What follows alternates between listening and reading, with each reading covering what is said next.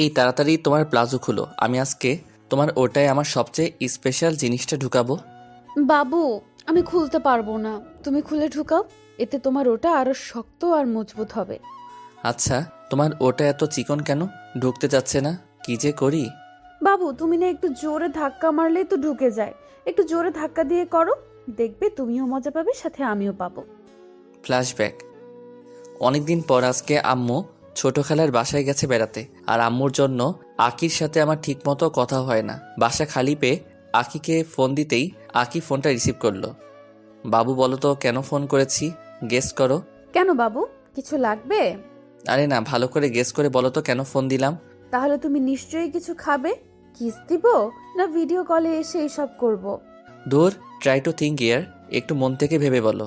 আমি জানি আমি যা ভাবছি তুমিও তাই ভাবতেছো। তোমার বাসায় আসবো? তাহলে বলো, এক্ষুনি আসতেছি। ইয়া, এই তো তাড়াতাড়ি চলে আসো। আমার আজ সহ্য হচ্ছে না। আজকে আমি সামনাসামনি ওইসব করব, চলে আসো। কিন্তু খালামণি আছে যে। তোর মা থাকলে তোমাকে ফোন দিতাম নাকি? মা সকালে ছোট খালের বাসা চলে গেছে। তুমি বেশি কথা না বলে তাড়াতাড়ি আসো, আমার আর সহ্য হচ্ছে না। ওকে বাবু, তুমি 2 মিনিট অপেক্ষা করো, আমি 5 মিনিটে চলে আসতেছি। আখি আমার খালাতো বোন।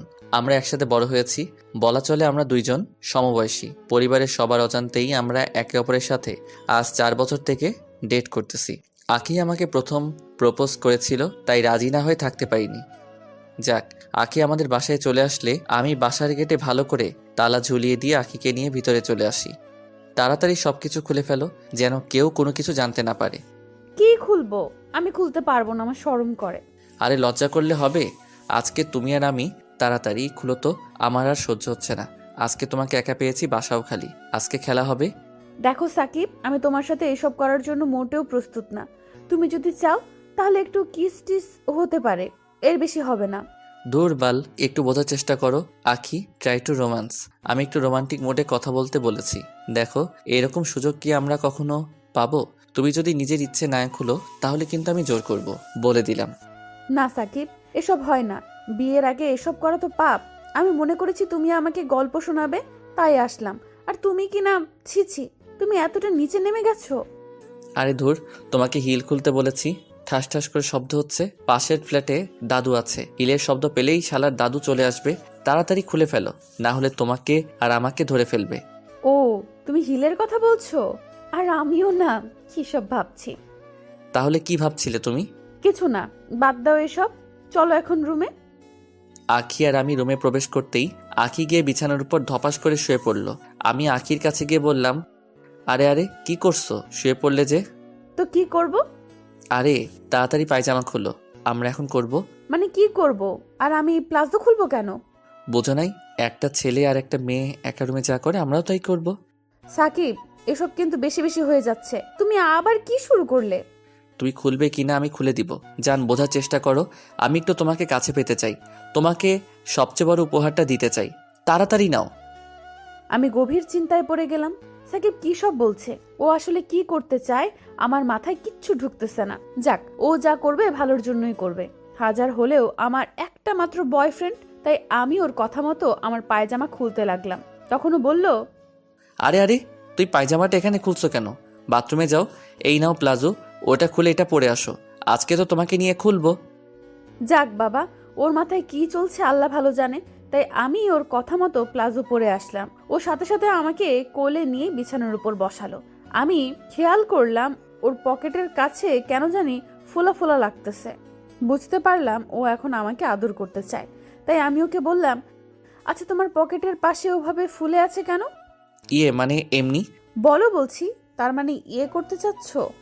আরে না, কাছে আসো। আমি আখিকে আমার খুব কাছে টেনে নিয়ে ওর মুখের কাছে আমার মুখটা নিয়ে গেলাম।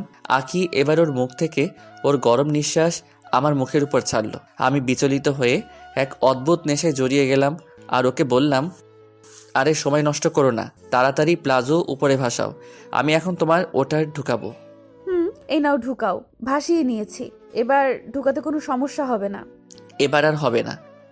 আমি আখির পা দুটো আমার কোলে তুলে নিলাম। তারপর আস্তে আস্তে ওর প্লাজো উপরে ভাসিয়ে দিতেও বলল, আরে এভাবে করলেই হবে না, দাঁড়াও, আমি সবকিছু খুলে ফেলি, তখন তোমার যা ইচ্ছে করতে পারবে। না না, সব কিছু খুলতে হবে না, শুধু এইটুকু খুললেই হবে। আমি পকেটে হাত দিয়ে আখির জন্য অর্ডার করা দুবাই থেকে একটা গোল্ডেন নূপুর এনেছি, সেটা বের করে ওর পায়ে পরিয়ে দিলাম। এবার আখি বলছে, বাহ, কি সুন্দর নূপুর হয়েছে, ওটা আমাকে পরে পরিয়ে দিও। এখন তো আমার কাছে আসো, আমার কেন জানি কেমন কেমন লাগছে। দাঁড়াও তো। আমি আখিকে নূপুর পরিয়ে দিয়ে ওর পায়ে একটা কিস করলাম। সাথে সাথে আখি কেন জানি আমার মাথার চুল টেনে ধরে বলল, আরে বোকা, এসব ছাড় এখন, তাড়াতাড়ি আগে আমাকে সামলা, নয়তো আমাকেই তোকে সামলাতে হবে। কি বলো? তোমাকে তো আমি নূপুর পরার জন্যই ডেকেছি। তোর লাগবে না আমার নুপুর টুপুর, এখন আমার তোকে লাগবে, শুধু তোকে। আয় আমার কাছে আয়, আমার শরীর গরম হয়ে গেছে, আমাকে সুখ দে রে পাগলা, না হলে আমি যে পাগল হয়ে যাব। আখি, কি বলো এসব? তোমার হঠাৎ কি হলো বলো তো? আমি তোমাকে যে জন্য ডেকেছি আমার মিশন সাকসেসফুল। এখন তুমি তাড়াতাড়ি চলে যাও, না হলে আম্মু চলে আসবে। মানে তুমি আজকে আমাকে একটা ফাঁকা বাসায় এই জন্য ডেকেছো? থুর, তোমার সাথে আর কোনোদিন কথাই বলবো না। এই বলে আমি সাকিবের বাসা থেকে রাগ করে চলে আসতে যাব, তখন সাকিব দৌড়ে এসে আমাকে জড়িয়ে ধরে তারপর বলে, আমি বুঝতে পারছি তুমি কি চাও, চলো। কি চাই তুমি তো বোঝো না, হাদারাম কোথাকার। বুঝি জান, বুঝি, সব বুঝি।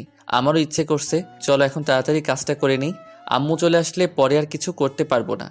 তাহলে আমি কি সবকিছু খুলে ফেলবো? তাড়াতাড়ি। সাকিব আমাকে কোলে নিয়ে বিছানায় শুইয়ে দিল, তারপর আমার শরীর থেকে সব কাপড় খুলে আমার নাকে একটা কিস করলো, তারপর আমার কপালে একটা কিস করলো, ধীরে ধীরে আমার গলায় কিস করলো। এবার আমি আর নিজেকে কন্ট্রোল করতে পারলাম না, সাকিবের সাথে আমিও রেসপন্স করতে থাকি। সাকিব এবার আমার বুকে হাত দিল, তারপর পুরো শরীর স্লাইড করতে থাকে। আমি উত্তেজনার চরম পর্যায়ে চলে যাই। সাকিবের মাথার চুল ধরে টেনে ওকে বললাম, জান, শুধু কি কিস করবে নাকি আমার শরীরের মধুটাও পান করবে? তোমার মধু খাওয়ার জন্য এত কিছু না খেলে কেমন হয় বলো? আচ্ছা, প্রোটেকশন এনেছো? না, প্রোটেকশন ছাড়া আজকে করব। যদি বাচ্চা হয় তখন? আরে কিছু হবে না, তুমি পিল খেয়ে নিবা। আমার না কেন জানি ভয় করছে। কিসের ভয় জান?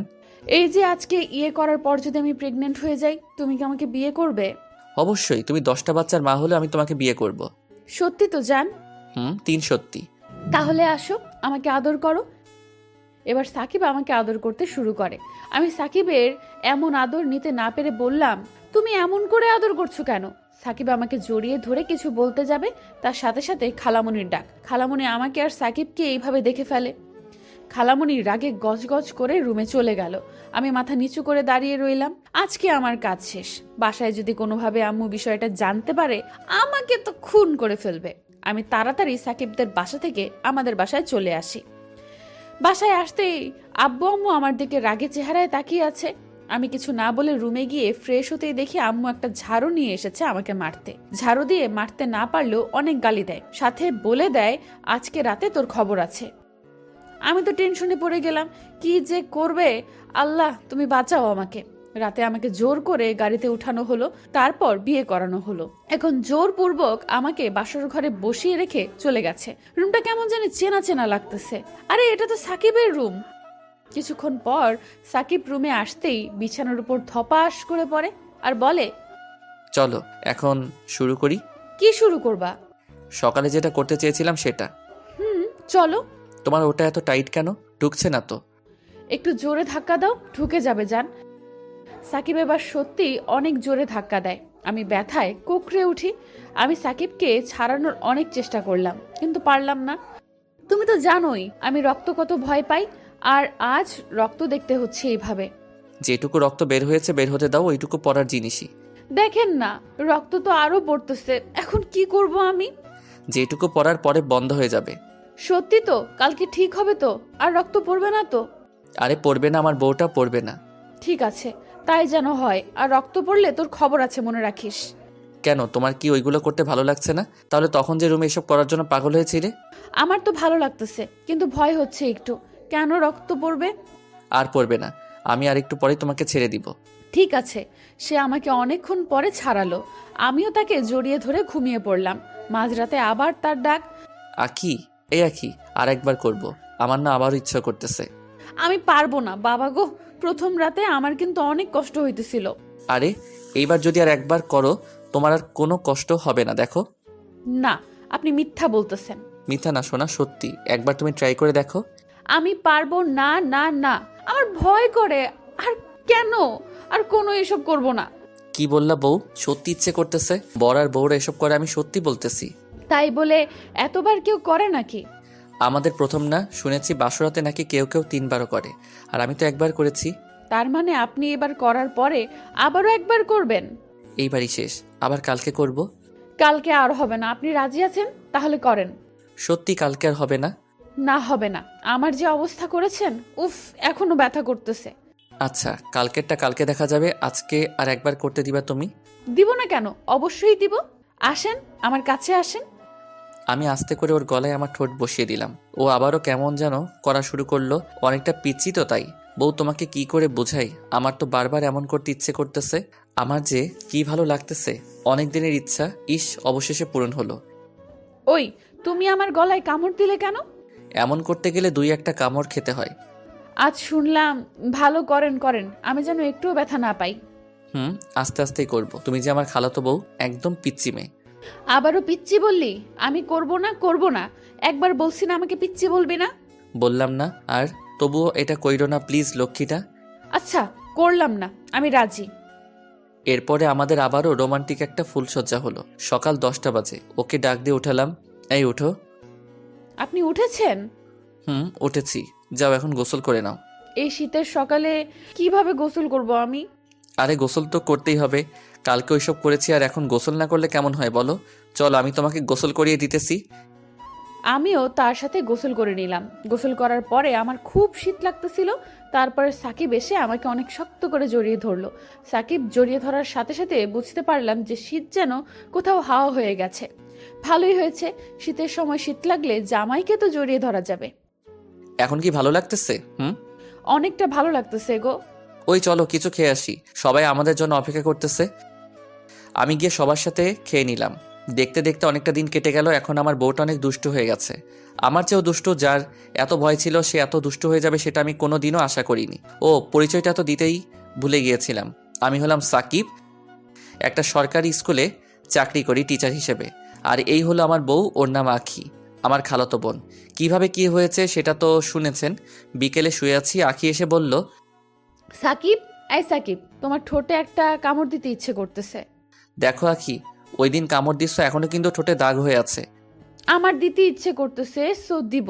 কোনো বারণ করতে পারবে না তুমি। যখন আমার সাথে ওইটা করো তখন কি আমি বারণ করি? দেখো লক্ষ্মী বউটি আমার, শীতের দিনে কামড় দিলে ব্যথা করে খুব, আর রক্ত বের হয়। বের হলে হবে, তাতে আমার কি?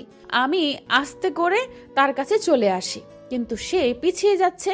আমি তার কলার ধরে পায়ের উপর পা উঠিয়ে উঠে পড়ি। দেখো দেখো, একদম ভালো হবে না কিন্তু। আমি তার কোনো কথা না শুনে তার ঠোঁটের সাথে ঠোঁট লাগিয়ে দিলাম। কামড় কি দিব এখন? দিয়ে দেই। আমি আস্তে করে কামড় দিলাম। রক্ত পড়বে কিন্তু। পরেনি, ছেড়ে দিলাম। আমার সাথে দুষ্টমি? আগের চেয়ে অনেক দুষ্ট হয়ে গেছো তাই না? দাঁড়াও, দেখাচ্ছি মজা। আমি ওকে কোলে করে খাটে নিয়ে যাই, তারপর ওর পেটের উপরে বসে পড়ি। ওই, পেট থেকে ওঠো, ব্যথা পাচ্ছি। উঠবো না। এত চালাক হয়েছো কেন তুমি? তোমার কাছ থেকেই শিখেছি। বর যদি চালাক হয় তাহলে তো আমাকেও চালাক হতে হবে, তাই না? আমি ওকে টেনে বুকে নিলাম, তারপর ওর কপালে একটা চুমু দিলাম। ও আলতো করে জড়িয়ে ধরলো, আর কানে কানে বলল যে অনেক ভালোবাসি তোমাকে। আমি ওর দিকে তাকিয়ে আছি। আমাকে এমন করে ভালোবাসবে তো? কখনো দূরে ফেলে দিবে না তো? কোনো দিনও না। ওই, চলো না, আজ একটু আব্বুর বাড়িতে যাই। কালকে তো তোমার স্কুল বন্ধ। চলো না। তাই? আচ্ছা তুমি ফ্রেশ হও, তোমাকে নিয়ে যাব। তুমি এত ভালো কেন বলো তো? আমার একটা কথাও ফেলো না। বউয়ের কথা শুনবো না তো কার কথা শুনবো? তাই না? এমন করে শুনবে তো? শুনবো। এই যে আপনারা এখন যান, আমি একটু শ্বশুর বাড়িতে যাবো। আর হ্যাঁ, আমাদের জন্য কিন্তু অবশ্যই দোয়া করবেন। দেখা হবে আবারও আপনাদের সাথে কোনো একটা গল্পে।